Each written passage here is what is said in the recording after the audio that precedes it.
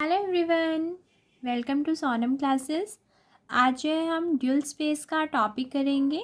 Start करते हैं। हमारी डेफिनेशन है ड्यूल स्पेस की। Let V be a vector space over a field F.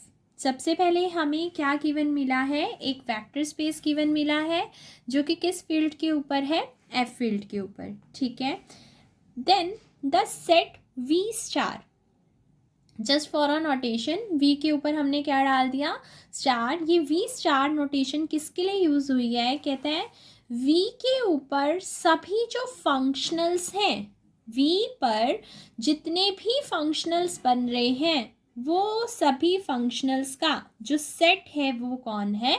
We star is also a vector space over the field F. और ये जो we star है ये भी एक वेक्टर स्पेस है किसके ऊपर? एफ फील्ड के ऊपर। अब सबसे पहले तो लीनियर फंक्शनल पता होना चाहिए क्या होता है। लीनियर फंक्शनल होता है, आपको बताया भी था मैंने, जब एक है वेक्टर स्पेस तो एक है फील्ड और उसके ऊपर एक मैपिंग जो बनाई गई है उस मैपिंग को हम क्या बोलते हैं? Linear functional. अगर एक मैपिंग वेक्टर स्पेस से फील्ड के ऊपर बन रही हो तो वी पर जो लीनियर फंक्शनल है, इसका मतलब वी से एफ पर मैपिंग्स बन रही हैं। वो जितनी भी मैपिंग्स हैं वो सारी की सारी मैपिंग्स की जो कलेक्शन है वो किसके अंदर जा रही है? वी स्टार के अंदर। तो जब वी स्टार सेट बनाए, वो वी स्टार भी अपने आप में वेक्टर स्पेस है किस फील्ड के ऊपर? एफ के ऊपर। और इसी वी स्टार को ही हम क्या बोलते हैं? Dual space. अभी आपको एग्जाम्पल दूंगी, उससे बहुत अच्छे से क्लियर होगा। अभी तक सिर्फ इतना हमने पढ़ा कि जितने भी मैपिंग्स हैं, जितने भी लीनियर फंक्शनल्स हैं, उन सब की कलेक्शन को हम वी स्टार बोलते हैं और इसी वी स्टार को, इस वी का क्या बोलते हैं? ड्यूल स्पेस बोलते हैं। ठीक है। तो हमने देखो लिखा भी है कि V star is equal to, V star में किस टाइप के एलिमेंट है? एफ टाइप के। एफ यानी कि मैपिंग्स टाइप के। मैपिंग भी कैसी? लीनियर फंक्शनल टाइप की, यानी कि एक ऐसी मैपिंग जो लीनियर ट्रांसफॉर्मेशन है लेकिन वो वी से कहाँ पर जा रही है? एफ के ऊपर। लिखा हुआ ना कि F is a linear functional V to F. V से एफ पर जाने वाली मैपिंग जो कि लीनियर फंक्शनल यानी कि लीनियर ट्रांसफॉर्मेशन है, उन मैपिंग्स की कलेक्शन का नाम हमने क्या रखा है? V star. जैसे कि यहाँ देखो, ये वी सेट और ये F set, vector space, field, यहां से ये जा रही है मैपिंग्स। ठीक है, ये मैपिंग्स जा रही हैं। इन मैपिंग्स को कलेक्ट कर दिया मैंने इसमें। ये मैपिंग, ये एक मैपिंग लीनियर ट्रांसफॉर्मेशन है, वी से एफ पे जा रही है, इसलिए इस मैपिंग का नाम लीनियर फंक्शनल। फिर ये मैपिंग भी लीनियर ट्रांसफॉर्मेशन है, वी से एफ पे जा रही है, मतलब लीनियर फंक्शनल। ये भी लीनियर फंक्शनल, ये भी, ये भी, ये भी, ये भी।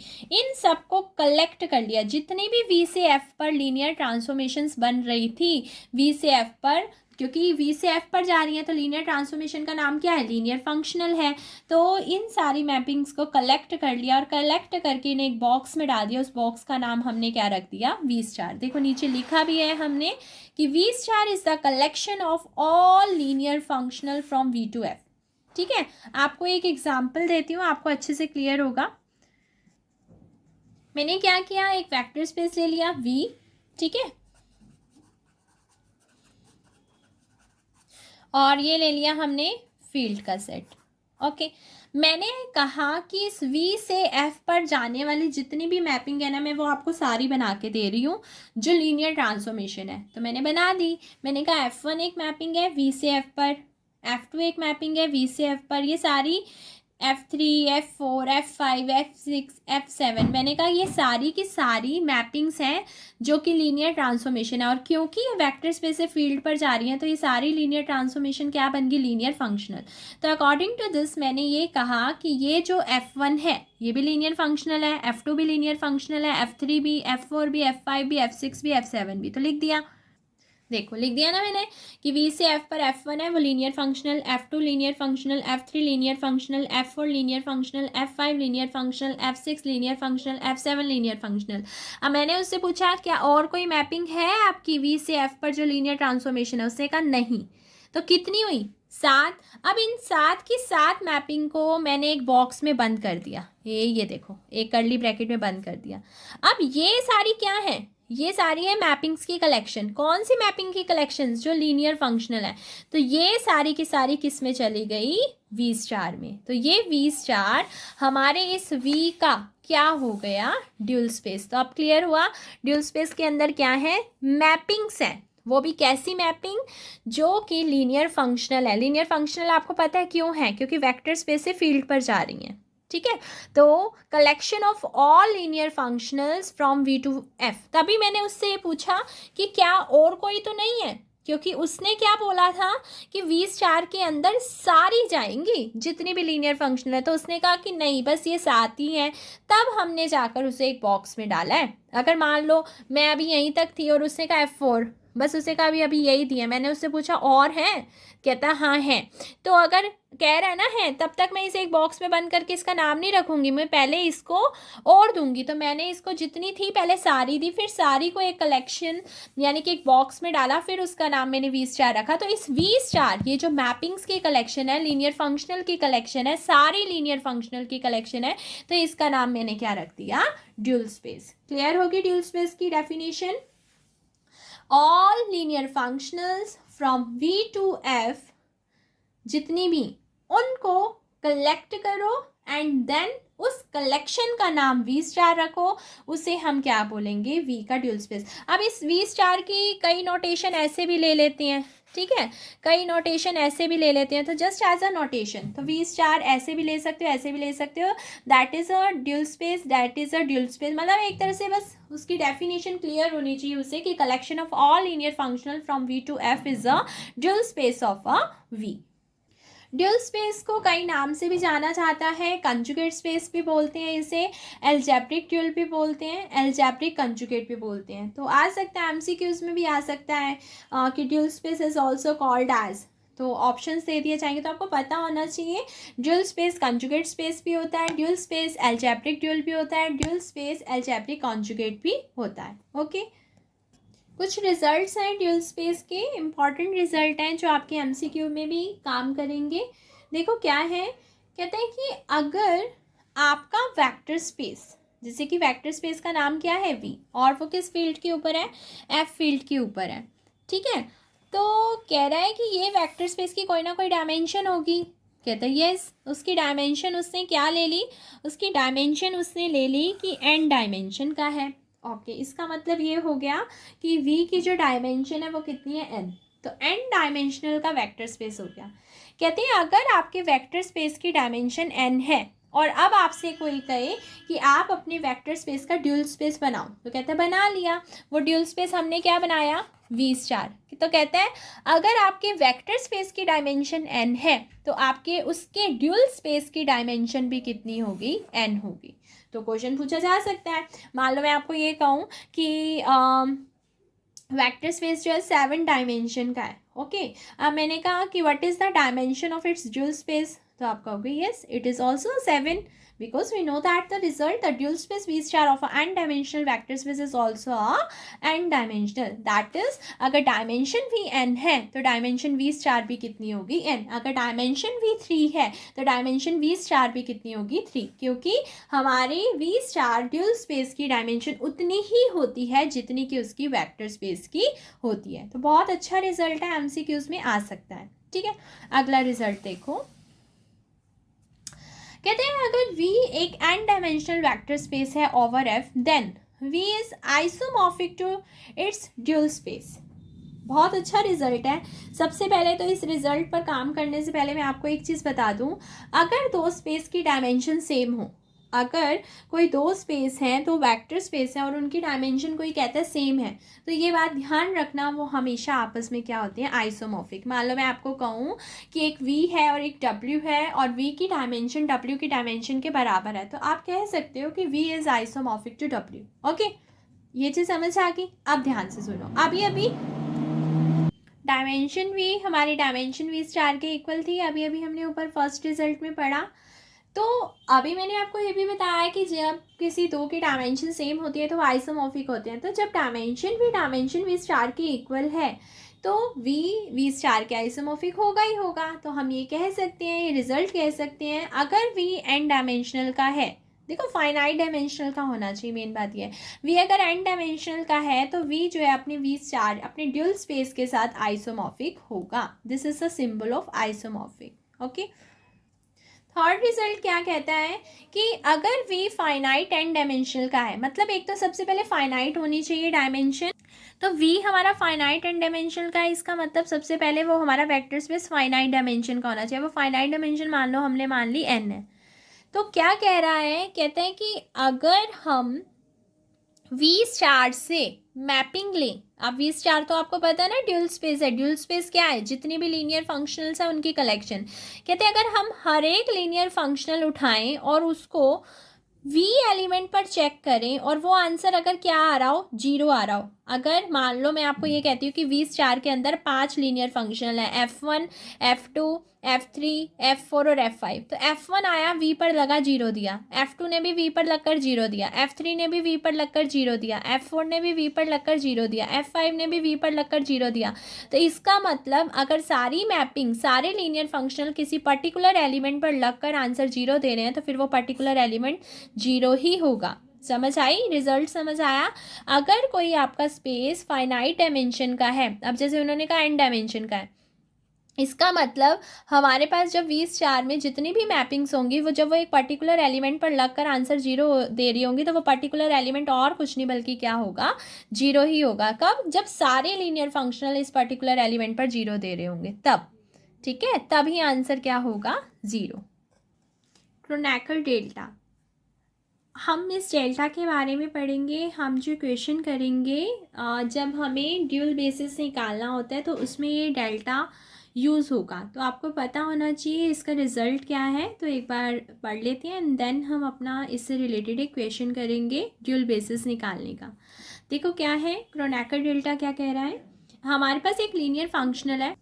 तो हमारे V से F पर लीनियर फंक्शनल्स हैं। तो इस V का हमने बेसिस कंसीडर किया, मान लो वो है V1, V2, V3 up to Vn। और इस V का जो ड्यूल स्पेस बनता है, अब आपको पता है कि जितनी वेक्टर स्पेस की डायमेंशन होती है उतनी ही ड्यूल स्पेस की डायमेंशन होती है। और डायमेंशन क्या होता है, number of element in the basis. अगर V के बेसिस में n एलिमेंट हैं तो V स्टार के अंदर भी n एलिमेंट होंगे। तो पर इसमें वेक्टर्स टाइप के एलिमेंट हैं जैसे कि V के, और इसमें आपको पता है मैपिंग्स टाइप के होते हैं। तो इसकी आपने ऊपर बताया भी है कि V से F पर मैपिंग जा रही है F5 टाइप की। तो हमने ले लिया F1, F2, F3, Fn। ठीक है, दोनों में n है। अब क्रोनेकर डेल्टा होता है ये डेल्टा आई जे। अब ये डेल्टा आई जे वर्क कैसे करता है, कहते हैं कि जब ये आई और जे इक्वल होंगे या ये जब ये आई जे इक्वल नहीं होंगे। कहते हैं जब आई जे इक्वल नहीं होंगे तब तो आएगा 0 और जब आई और जे इक्वल होंगे तब आएगा 1। कहने का मतलब ये है कि जब आप डेल्टा निकालो और आपने ये जो सफिक्स ले रखा होगा, ये अगर दोनों इक्वल हुए तब तो आपने देना है 1 और जब ये इक्वल नहीं हुए तब आपने क्या देना है, 0। अब ये हमारी इस पर कैसे वर्क करेगा, इसको लिख कैसे सकते हैं कि हम एफ आई यानी कि अपनी जो हमारी ड्यूल स्पेस की मैपिंग है वो और वेक्टर्स के ऊपर लगाएंगे एफ आई यानी कि ये हमारा आई है ये, और जे हमारा रिप्रेजेंट हो रहा है मान लो वेक्टर से। तो एफ आई को जब वी जे पर लगाएंगे, अगर हमारा आई जे सेम हुआ, ये दोनों सेम हुए, तब हम 1 लिखेंगे और जब ये अलग हुए तो 0 लिखेंगे। इसी डेल्टा आई जे को हम क्या बोलते हैं, क्रोनेकर डेल्टा। तो एक क्वेश्चन करते हैं ताकि आपको ड्यूल बेसिस निकालना आ जाए, और एक और क्वेश्चन करेंगे लीनियर फंक्शनल निकालने का एंड देन हम अपने एमसीक्यू स्टार्ट करेंगे। हमने क्वेश्चन लिया इफ़ एस के अंदर हमने 3 वेक्टर ले लिए, एक है 1 -2 3, एक है 1 -1 1, एक है 2 -4 और 7। ओके, हमने कहा कि ये R³ का बेसिस है। अब R³ हमारे वेक्टर स्पेस का काम कर रहा है, ठीक है, यानी कि वो जो हमारा V होता था वो कौन है, R³ और इसके बेसिस का नाम क्या रखा है हमने, S। अब बताओ S की डायमेंशन कितनी हुई, बेसिस में कितने एलिमेंट है, 3, तो S की डायमेंशन कितनी हुई, 3। तो अब मुझे पहले ये बताओ, जब मैं इस R³ का ड्यूल बेस बनाऊंगी, ड्यूल स्पेस बनाऊंगी, तो उस ड्यूल स्पेस के डायमेंशन कितनी होगी भाई, उसकी भी 3 होगी। इसका मतलब R³ का जो ड्यूल स्पेस होगा, अगर उसकी ड्यूल स्पेस की डायमेंशन भी 3 होगी तो इसका मतलब ड्यूल बेसिस में कितने एलिमेंट होंगे, 3 एलिमेंट होंगे। और आपको पता ही है एलिमेंट किस टाइप के होंगे, मैपिंग टाइप के होंगे। तो मैंने उनका नाम रख दिया F1, F2 और F3। अब आपको ये पता चल गया 3 क्यों है, क्योंकि जितना वेक्टर स्पेस की बेसिस में एलिमेंट उतना ही ड्यूल स्पेस के बेसिस में एलिमेंट। तो अब मैं एस का क्या निकालने वाली हूँ, ड्यूल बेसिस। एस का ड्यूल बेसिस तो यही हुआ ना कि जैसे कि R³ का ड्यूल स्पेस, तो बेसिस का ड्यूल बेसिस, हमें एस का निकालना है ड्यूल बेसिस, यानी कि मुझे F1 F2 और F3 को निकालना है। तो सबसे पहले मैंने अपने गिवन जो 3 थे वेक्टर्स उनका नाम रख दिया, एक का नाम V1, एक का नाम V2 और एक का नाम V3। देखो V1 V2 and V3। V1 हो गया 1 - 2 3, V2 हो गया 1 - 1 1 एंड V3 हो गया 2 - 4 7। और S हमने क्या कह दिया, ये R³ का क्या है हमारा बेसिस, V1 V2 V3। तो बताओ इसके कॉरेस्पॉन्डिंग इसका ड्यूल बेसिस क्या बनेगा, भैया आपको पता ही है, जितना वेक्टर स्पेस के बेसिस में एलिमेंट उतना ही ड्यूल स्पेस के बेसिस में एलिमेंट, क्योंकि इसकी डायमेंशन और ड्यूल स्पेस की बेसिस की जो डायमेंशन होती है वो सेम होती है। ठीक है, तो ये हो गया F1 F2 F3। और आपको पता है लीनियर फंक्शनल में इसी मैपिंग टाइप के एलिमेंट होते हैं। अब क्रोनेकर डेल्टा का रिजल्ट लगा दो, एफ आई को वी जे पर लगाओगे, मतलब डेल्टा आई जे, और डेल्टा आई जे क्या कहते हैं, अगर आई जे के इक्वल नहीं होगा तो 0 और अगर आई जे के इक्वल होगा तो 1। तो अकॉर्डिंग टू दिस हमारे F1 F2 F3 है ना, और V1 V2 V3 है, तो क्या क्या कॉम्बिनेशंस उनकी बन सकती हैं। तो मैंने यहाँ पर किया, F1 V1 पर भी लग सकता है, F1 V2 पर भी लग सकता है, F1 V3 पर भी, F2 भी V1 पर, F2 V2 पर भी, F2 V3 पर भी, F3 V1 पर, F3 V2 पर, F3 V3 पर। तो जितनी पॉसिबिलिटीज़ थी मैंने सारी बना दी। अब आपको पता है अगर ये और ये चीज़ सेम हुई तो आएगा 1, अगर ये और ये चीज़ सेम नहीं हुई तो क्या आएगा 0। 1 और 3 सेम नहीं है 0। इसी तरह से 2 और 1 सेम नहीं है 0। 2 2 सेम है तो मतलब 1। 2 3 सेम नहीं है तो मतलब 0।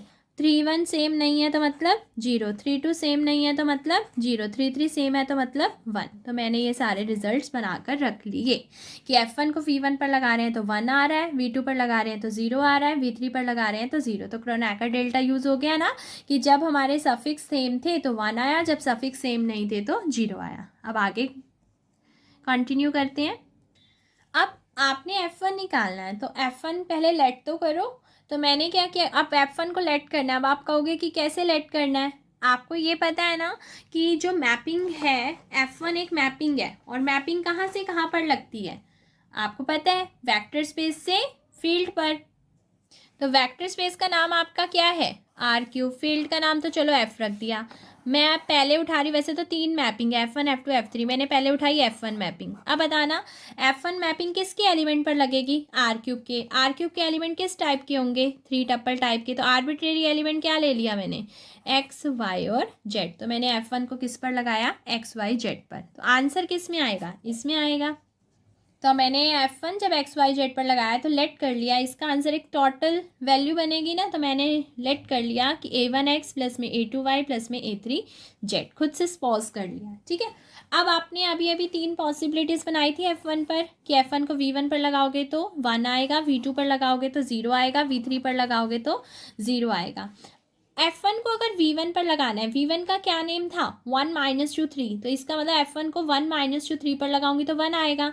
अब F1 लगाने का तरीका, X क्या है 1, Y क्या है -2, Z क्या है 3, तो लगा दो F1 को, क्या आएगा A1 इंटू एक्स, यानी कि A1 इंटू 1 प्लस में A2 इंटू वाई प्लस में A3 into Z equal to 1। तो एक इक्वेशन बन गई A1 - 2A2 प्लस 3A3 1। समझ गए ना, ये x है, ये y है, ये z है। x की वैल्यू 1, y की वैल्यू -2, z की वैल्यू 3। तो अकॉर्डिंग टू दिस कि A1x प्लस A2y प्लस में A3z। ठीक है, इसी तरह से जब F1 को V2 पर लगाया, V2 की वैल्यू क्या थी 1 -1 और 1। अब बताओ x की वैल्यू 1, y की वैल्यू -1, z की वैल्यू 3। तो हमारे पास आ गया A1 1 plus A2 -1 plus A3 1 is equal to 0। अब F1 को जब V3 पर लगाया, V3 का नाम क्या है 2 -4 और 7। तो x हो गया 2, y हो गया -4 और z हो गया 7। तो अप्लाई कर दिया रिजल्ट, 3 इक्वेशन बन गई। अब तीनों इक्वेशन का कुछ नेम रख दिया 1 2 3। अब आपको पता ही है यहाँ पर 3 A1 A2 A3 इनकी वैल्यू फाइंड आउट करनी है। तो एक बार कोई 2 इक्वेशन ले लो, जो एलिमिनेट करोगे फिर अगली 2 इक्वेशन में वही एलिमिनेट कर देना। तो मैंने क्या देखा कि फर्स्ट सेकंड इक्वेशन में अगर मैं A1 एलिमिनेट कर दूँ, या फिर यूँ करूँ भाई फर्स्ट और थर्ड इक्वेशन में से A1 एलिमिनेट कर दूँ, मतलब जैसे मर्जी कर लो। तो मैंने क्या किया, यहाँ पर फर्स्ट और थर्ड ले ली, और फर्स्ट और थर्ड में से A1 एलिमिनेट करने के लिए मुझे इसकी 2 से मल्टीप्लाई करनी होगी। तो मैंने क्या किया, फर्स्ट इक्वेशन की 2 से मल्टीप्लाई कर दी, उसमें से थर्ड वाला सब्ट्रैक्ट कर दिया। देखो फर्स्ट इक्वेशन की 2 से करी 2A1 माइनस में 4A2, फिर 2 से करी तो 6A3, 2 से करी तो 2 बन गया ये, ठीक है। और थर्ड वाली एज इट इज़ उतार दी, और क्योंकि बीच में माइनस करना है तो मैंने सबके साइन चेंज कर दिए और सॉल्व किया। ये से ये कट गया और यहाँ तक कि ये से ये भी कट गया, और फिर जब इन दोनों को सॉल्व किया तो -A3 आया, और जब इन दोनों को सॉल्व किया तो यह माइनस और 2 में से 0 गया 2, तो A3 की वैल्यू कितनी आ गई -2। आप चाहो तो फर्स्ट सेकंड को भी सॉल्व कर सकते हो, क्योंकि इजीली A1 कट जाता ना, तो जैसे मर्जी कर सकते हो। फिर आपकी A2 A3 में रह जाती, तो फिर फर्स्ट और थर्ड से आप A1 एलिमिनेट करके A2 A3 कर लेते। अब मैंने क्या किया, सेकेंड और थर्ड इक्वेशन ली। सेकेंड और थर्ड में भी इसकी 2 से मल्टीप्लाई करूँगी तभी A1 कटेगा, तो यही हमने किया। सेकंड इक्वेशन की 2 से मल्टीप्लाई करके आया ये, और थर्ड इक्वेशन तो ऑलरेडी यही थी, बस सब्ट्रैक्ट कर दिया, ये से कट किया, इन दोनों को सॉल्व किया 2A2 आया, इन दोनों को सॉल्व किया प्लस माइनस माइनस साइन बड़े वाले का ये आ गया। A3 की वैल्यू मेरे पास ऑलरेडी थी -2, वो मैंने पुट कर दी। A3 की वैल्यू -2 थी, बस सॉल्व किया, A2 की भी वैल्यू आ गई। अब सेकेंड इक्वेशन छोटी लग रही थी, इजी लग रही थी, तो मैंने अपना A2 और A3 इसमें पुट कर दिया और यहाँ से A1 निकाल लिया। तो इस तरीके से मैंने आपको इक्वेशन सॉल्व करना भी बता दिया। आगे वाली जो F2 F3 आएंगी तो उसमें इसी तरीके से इक्वेशन सॉल्व कर लेना। तो आ गया हमारा F1 रेडी हो गया, एक आंसर रेडी हो गया, हमने अपना F1 बनाकर रख लिया, क्योंकि F1 क्या था हमारा A1x प्लस A2y और A3z। A1 था -3, A2 था -5 और A3 था -2। तो our first answer is ready F1 का। अब हमने F2 के लिए लेट किया। अब जब मैं F2 लूँगी तो F2 भी तो यहाँ पर R³ के एलिमेंट पर लगेगा, तो मैंने XYZ पर ले लिया। अब वो भी उसका भी आंसर F में आएगा, तो मैंने F2 क्या लेट कर लिया कि F2 को XYZ पर लगाया, तो मेरा आंसर कितना आ गया, B1x प्लस B2y प्लस में B3z। जैसे वहाँ A1 A2 A3 लिया था, यहाँ पर 3 स्केलर चूज कर लिए, B1 B2 और B3। तो अब आपको पता है इनकी 3 पॉसिबिलिटीज़ बनाई थी हमने। F2 को V1 पर लगाया 0, F2 को V2 पर लगाया तो 1, F2 को V3 पर लगाया 0, क्योंकि जब सफिक्स अलग होते हैं तो 0, सफिक्स सेम होते हैं तो 1, सफिक्स अलग होते हैं तो 0। अब जाओ V1 की वैल्यू लगाओ। अब F2 को लगाने का तरीका क्या है कि x1 है, y -2 है, z3 है, तो हमारा B1 के साथ 1, B2 के साथ -2 और B3 के साथ 3 इक्वल टू क्या आ गया 0। इसी तरह से F2 को 1 -1 1 पर लगाने का तरीका ये आ गया। इसी तरह से F2 को इस पर लगाएगी। अब 3 इक्वेशन आ गई, जैसे उनका नाम 1 2 3 दिया था, इसका नाम 4 5 6 दे दो और इनको सॉल्व करके B1 B2 B3 ले आओ। देखो 3 इक्वेशन थी, इनका नाम 4 5 6 रखा। अब मैंने इनको सॉल्व करके नहीं दिखाया, अब आप समझ ही गए होंगे कि इक्वेशंस को कैसे सोल्व करना है, ठीक है। कोई 2 इक्वेशन उठाओ, जो है वेरिएबल आप एलिमिनेट करोगे, अगली 2 इक्वेशन जो उठाओगे उसमें से भी वही वेरिएबल एलिमिनेट करना, ताकि 2 वेरिएबल में इक्वेशन रह जाए, एंड देन फिर उन दोनों को सॉल्व करके वैल्यू आ जाएगी, फिर उसमें पुट करके दूसरे की वैल्यू, फिर किसी एक इक्वेशन में जाकर 2 वैल्यूज पुट करोगे, तीसरी आ जाएगी। तो B1 ये आ गया हमारा, ठीक है, B2 ये आ गया एंड B3 ये आ गया। अब F2 हमारा कौन था बताओ, B1x प्लस B2y प्लस में B3z, तो 2x plus 1y plus 0z, क्योंकि यहाँ 2 यहाँ 1 और यहाँ 0। So our second answer is also ready. Now for the third. अब जब थर्ड लिया तो आपको पता ही है, जब थर्ड में क्या करोगे F3, तो थर्ड मैपिंग भी तो यही होगी, ये भी किस पर जाके लगेगी XYZ पर, तो लगाई, तो इसे भी आंसर F में आएगा। तो सपोज कर लिया कि F3 को XYZ पर लगाया, तो C1x plus C2y plus C3z। करने का तरीका ड्यूल बेसिस में ऐसे ही है, ठीक है। जितनी मैपिंग्स इसी तरह से सपोज करके और उसे सॉल्व कर दो। अब F3 की कॉम्बिनेशन आपने बनाई थी ना कि F3 को 1 पर लगाया V1 पर तो 0, V2 पर लगाया तो 0, V3 पर लगाया तो 1। अब V1 आपका ये था, ओके तो फिर C1 के साथ ये, C2 के साथ ये, C3 के साथ ये, एक इक्वेशन बन गई। इसी तरह से 1 -1 1, तो C1 के साथ ये, C2 के साथ ये, C3 के साथ ये आ गई। 2 -4 7, तो C1 के साथ ये, C2 के साथ ये, C3 के साथ ये आ गई 3 इक्वेशन। अब इन 3 का भी नाम रख दो, जैसे वहाँ 4 5 6 रखा था, इनका 7 8 9 रख दो। इसको भी सॉल्व कर लोगे आप। सॉल्व करके हमारे पास कितना आ जाएगा, सॉल्व करके हमारा यहाँ पर आ गया C1 की वैल्यू 1, C2 की 2 और C3 की 3। तो अब बताना क्या बनेगा, यह है 1 2 1, तो that means 1x plus 2y plus में 1z। So our third answer is also ready. अब क्योंकि फाइनली हमें ड्यूल बेसिस निकालना था, हमारा ड्यूल बेसिस कौन था, कर्ली ब्रैकेट के अंदर F1 F2 F3, तो तीनों आंसर यहाँ पर डाल दो, फाइनल आंसर इज रेडी।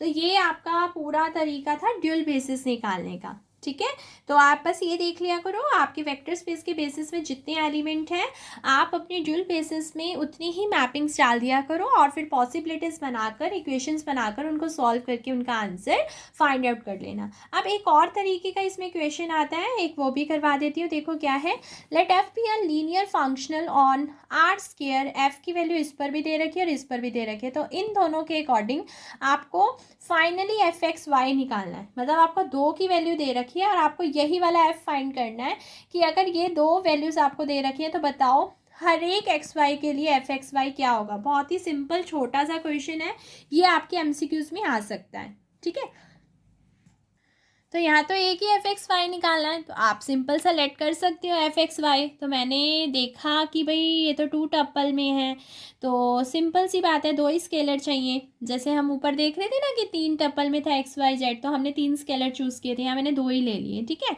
ए भी हमारा आर से आ रहा है। अब एफ को 1 3 पर लगाने का क्या दे रखी है वैल्यू, -4। अब एक्स की वैल्यू क्या है 1, वाई की वैल्यू क्या है 3, तो लगा दो a इंटू 1 प्लस में b into 3 is equal to -4, एक इक्वेशन होगी।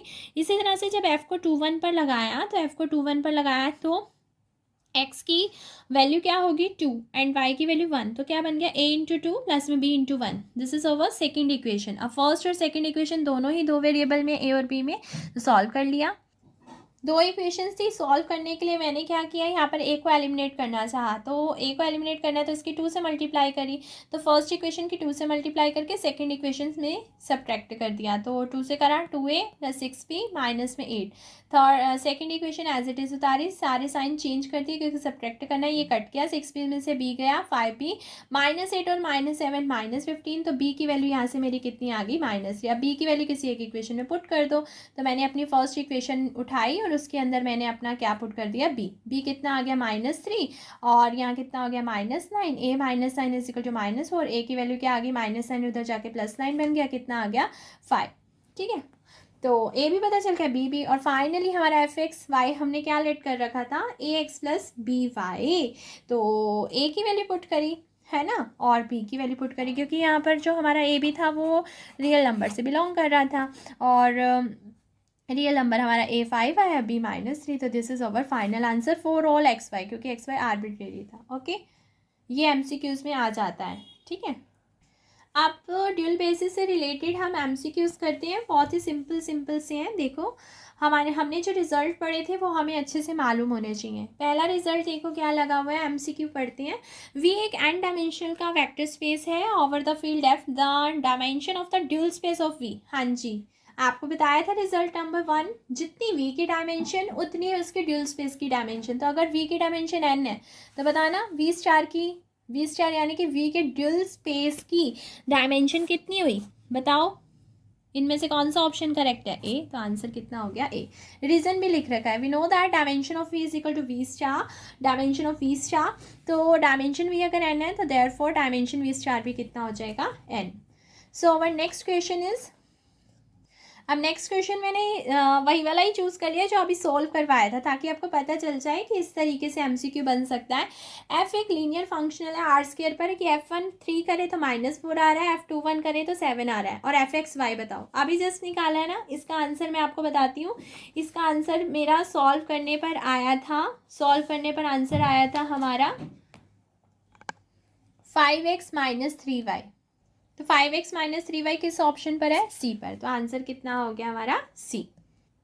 नेक्स्ट क्वेश्चन है, dual space is known as conjugate space, algebraic dual, algebraic conjugate, या फिर सभी। यस, इन सभी को ही ड्यूल स्पेस कहा जाता है, ऑल ऑफ द अबव। ये सारा रिजल्ट हम पढ़ चुके हैं। नेक्स्ट क्वेश्चन, अगर v 3 डायमेंशनल का है और एफ वी 0 है फॉर ऑल एफ, यानी कि v स्टार के अंदर जितनी भी मैपिंग्स हैं वो सभी इस पर्टिकुलर एलिमेंट पर लगकर 0 दे रही हैं, तो ये पर्टिकुलर एलिमेंट क्या होगा, क्या बताया था मैंने, रिजल्ट आया था अगर सारी मैपिंग एक पर्टिकुलर एलिमेंट पर लगकर 0 दे रही हैं तो वो एलिमेंट और कुछ नहीं बल्कि वो 0 ही होता है। तो ना तो 1, ना तो 2, ना तो 3, answer is D, which is 0।